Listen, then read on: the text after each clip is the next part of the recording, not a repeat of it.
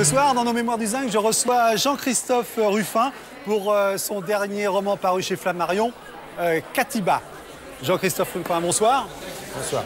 Avant de lire, j'allais dire, toute la liste de vos qualités, je voudrais vous faire part d'un dialogue. Vous allez me dire si c'est vrai. Voilà comment on devient ambassadeur. Je suis Monsieur Kouchner. Ça te dirait une ambassade? Arrête tes conneries, dit Jean-Christophe Rufin. Ce n'est pas une blague, je te propose Dakar. Est-ce que ça s'est passé comme ça? Est-ce que c'est comme ça en 2007 quand on devient ambassadeur? À peu près, mais bon, c'est pas non plus parti de rien, parce que j'avais quand même une expérience dans des... j'avais été attaché culturel, j'avais été dans des cabinets ministériels, donc voilà. Quand Bernard Kouchner m'a proposé ça, en effet, voilà, j'étais dans ma cuisine, j'entendais rien et je lui ai dit est-ce que j'ai le temps de réfléchir? Il m'a dit oui, tu as tout le temps que tu veux, dans 10 minutes je te rappelle. Voilà. Alors après avoir été French Doctor, voilà justement, best-seller en 97 avec l'Abyssin, prix Nobel avec Médecins sans frontières, prix Goncourt en 2001 avec Rouge Brésil, élu à l'Académie française en 2008 au fauteuil d'Henri Troyat et depuis 2007 ambassadeur de France à Dakar, au Sénégal et en Gambie. Alors il y a un autre titre que vous ne connaissez pas, c'est que vous êtes porte-bonheur de l'émission Café Picouli parce que vous étiez dans la première émission. Exactement. Et que ça nous a porté bonheur. Exactement. Alors de ce livre, parlons-en, donc Katiba.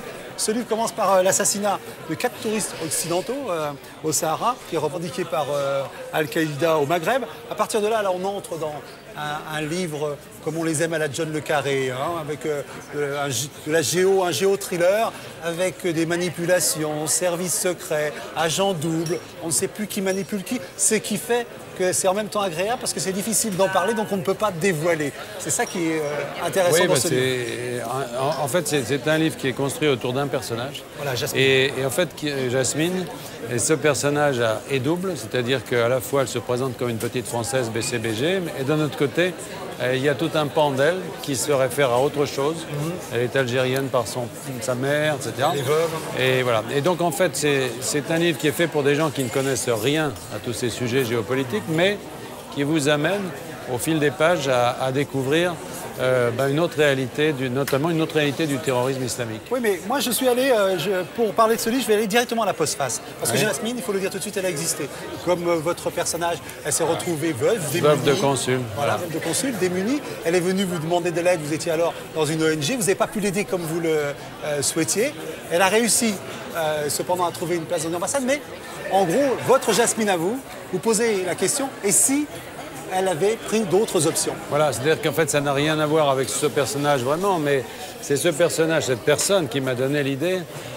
Au fond, je me suis dit, quand on est dans cette détresse, quand on a ce ressentiment contre la France qui ne vous a pas aidé, etc., qui vous a laissé tomber, n'importe qui pourrait vous faire des choses à la limite de la légalité. Et au fond, cette femme qui a l'air comme ça, parfaitement honnête, avec son passeport diplomatique et son petit collier de perles, elle pourrait très bien transporter de la drogue, voire tremper dans un complot beaucoup plus grave.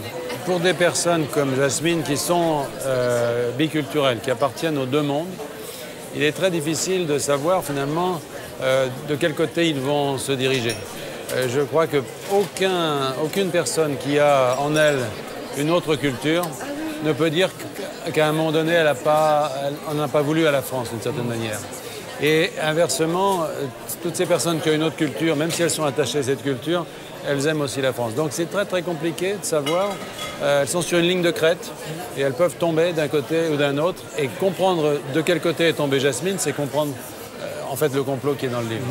On se demande si Jean-Christophe Rufin n'appartient pas lui aussi à deux cultures. La culture romanesque et maintenant cette culture politique du côté de l'ambassade. Parce que dès le début, ce livre est un roman, un pur ouvrage de fiction. Les événements que je raconte ne se déroulent pas dans le pays où j'ai été en poste et ne sont pas tirés de mon expérience. C'est-à-dire qu'on se demande si ce n'est pas l'ambassadeur qui est obligé de prendre des précautions pour le romancier maintenant. Oui, parce que, si vous voulez, d'abord, évidemment, on pourrait me faire le reproche de révéler des secrets d'État. Bon, j'ai voulu tout de suite expliquer qu'il y avait des influences qui viennent de la vie, quotidienne, qui viennent de ce qu'on entend, ce qu'on observe, mais que ce n'est pas un livre qui décalque la réalité. Voilà, c'est vraiment un livre de fiction, écrit par quelqu'un qui fait ce métier. Alors on pense forcément aux 4 touristes français qui ont été assassinés en Mauritanie. Est-ce que vous avez enquêté sur ce cas? Est-ce que vous en êtes servi Non, il n'y a pas d'enquête, mais il y a une rencontre. C'est-à-dire que Ça a été très très fort, cette situation, cet attentat était dramatique. Il se trouve que le survivant est venu à Dakar. C'était un homme qui souffrait, que j'ai recueilli en pleine nuit, accueilli à Dakar. Et d'une certaine manière, la balle qu'il avait reçue, c'est comme si je l'avais reçue moi-même, à souffrance près, bien sûr. Tout à coup, cette réalité du terrorisme devenait quelque chose de vivant pour moi. Et c'est vrai que ça a été le point de départ d'une réflexion sur ces sujets. Alors bon, j'espère qu'on a suffisamment frustré les lecteurs pour qu'ils aillent le lire, parce qu'il est hors de question que l'on démonte cette mécanique qui, bien évidemment, à la fin, va révéler un petit peu ce qu'il en est. Et encore, on se demande si... Si, mais c'est-à-dire que c'est un livre qui est fait pour tourner les pages. Et je constate depuis qu'il sort, là, et depuis que je rencontre des lecteurs, que effectivement cette greffe, qui n'est pas évidente, elle prend. Et pour beaucoup de publics différents, des hommes, des femmes, des jeunes, des plus âgés, ils tournent les pages. Et moi, c'est mon plus grand bonheur. C'est de les voir tourner les pages et lire très vite. Il faut le savoir, un romancier, il veut qu'on tourne les pages et qu'on rate les stations de métro. Exactement.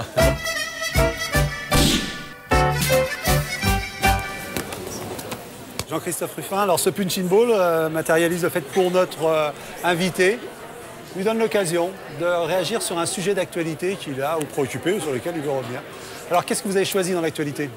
J'ai choisi la conférence qui a été réunie par le président Obama à New York sur le désarmement nucléaire, parce que je pense que c'est sans doute le plus grand sujet aujourd'hui. Ce livre parle du terrorisme, et c'est un terrorisme, j'allais dire, classique. Obama n'est pas loin. Obama n'est pas loin parce que, bon, sans rentrer dans le détail, mais c'est vrai que l'agence travaille pour des gens qui considèrent qu'Obama baisse la garde. Oui. C'est-à-dire qu'il a, au fond, arrêté la guerre contre le terrorisme de Bush. Les républicains, quoi, on veut dire. Les républicains considèrent que, voilà, Obama a en quelque sorte trahi la croisade de Bush contre le terrorisme et que c'est un mou, d'une certaine manière. Et je pense que d'un, que c'est pas vrai. Deux, que en ce qui concerne l'initiative qu'il a prise sur le désarmement nucléaire, c'est passé un peu inaperçu, c'est passé un peu à la trappe. Et je pense que ce qui est en train de se passer sur le terrain nucléaire aujourd'hui est absolument fondamental. Alors on a parlé d'Obama, dire que dans ces accords, c'est l'idée qu'un pays ne peut pas attaquer avec l'arme nucléaire, un pays ne possédant pas cette arme nucléaire, et donc on reste dans un conflit conventionnel. Bon, mais est-ce que vous pensez qu'on doit ça à Obama ou bien est-ce qu'actuellement il y a dans la communauté internationale, disons, un consensus? Non, je pense qu'il a parfaitement compris que son prix Nobel de la paix, il serait difficile pour lui, dans un premier temps, de le mettre en pratique sur les conflits conventionnels dans lesquels l'Amérique est engagée. Qu'en revanche, sur le terrain nucléaire, il peut jouer une carte très importante, qui est la carte de la réduction des arsenaux et du changement de doctrine des grandes puissances. Et c'est vrai que ce changement de doctrine des grandes puissances, cette sorte de volontaire limitation de l'usage du nucléaire, c'est un argument qui permet de peser sur ceux qui veulent être proliférants, sur ceux qui veulent acquérir l'arme nucléaire. C'est une manière d'être crédible, parce que sinon on est tout le temps renvoyé en disant « Ah oui, vous avez l'arme nucléaire, donc vous emmerdez les autres, en quelque sorte ». Je crois que c'est un pas essentiel qui est fait, c'est une démarche qu'il faut soutenir. Mais bon, juste pour en estimation comme ça, on a combien de têtes nucléaires? Entre 100 et 200 par pays concerné? Ça dépend. Oui, par exemple la France. C'est les chiffres qui ont été publiés, mais enfin ce sont des secrets défense théoriquement. Oui. Mais c'est l'ordre de grandeur en tout cas, c'est quelques centaines en France.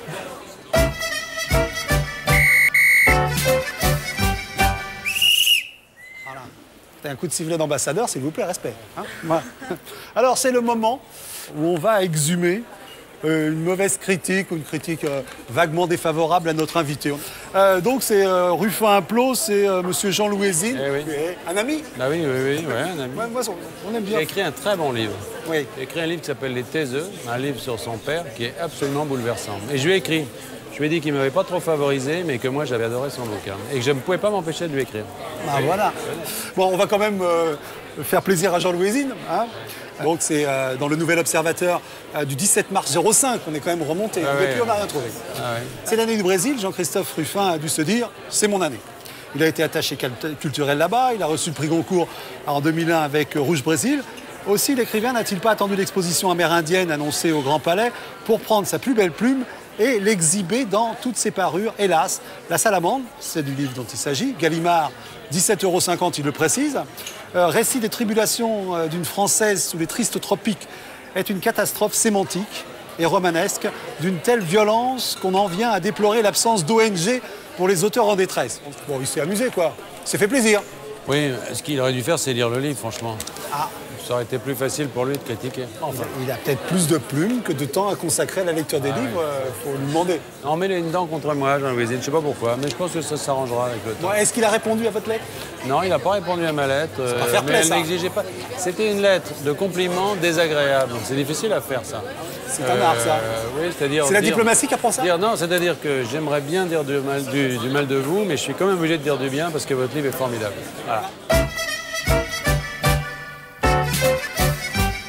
Alors Jean-Christophe Rufin, vous maniez cette petite caméra qui est l'occasion pour notre invité de nous emmener dans un moment plus intime. Moi j'ai envie, parce que j'ai le bonheur de connaître vos filles, quand elles sont arrivées à Dakar, leurs premières impressions? Elles sont arrivées, c'était donc il y a 3 ans, donc elles avaient 12 ans et 14 ans. Et elles ont été très surprises parce que Dakar est en plein travaux. Et nous on leur avait dit, vous allez voir, Dakar, c'est une ville moderne, très bien, bon. Et puis, tout était défoncé. Tout était défoncé. Alors, on est sorti de l'aéroport et à l'époque, il y avait des déviations par des petites rues avec des trucs. Et elles nous ont dit, mais vous êtes foutus de nous, quoi. C'est pas possible, c'est pas ça, Dakar. Et effectivement, quelques mois plus tard, les travaux ont été terminés, les corniches ont été faites, etc. Et Dakar, aujourd'hui, a vraiment belle allure, je trouve. La capitale a changé. Mais elles, au début, elles ont eu du mal. Et elles ont mis du temps à s'habituer à cette ville. Et puis après, elles ont adoré. Et les filles, qu'est-ce qu'elles pensent de papa ambassadeur? Ça les fait rigoler. Ça les fait rigoler? Ouais. Quelqu'un dont on n'a pas parlé, c'est votre femme, qui est très importante parce qu'elle est éthiopienne et ça a un peu conditionné votre accueil. Alors, oui. Comment elle vit femme d'ambassadeur, c'est quelque chose? Ça a été un choc culturel parce que l'Afrique de l'Ouest, ça n'a rien à voir avec l'Afrique de l'Est. C'est un peu de la palissade, mais et notamment ce rapport avec la France très particulier, ce rapport historique très étroit, de langue, d'histoire, contentieux aussi, etc. Elle ne connaissait pas ça du tout.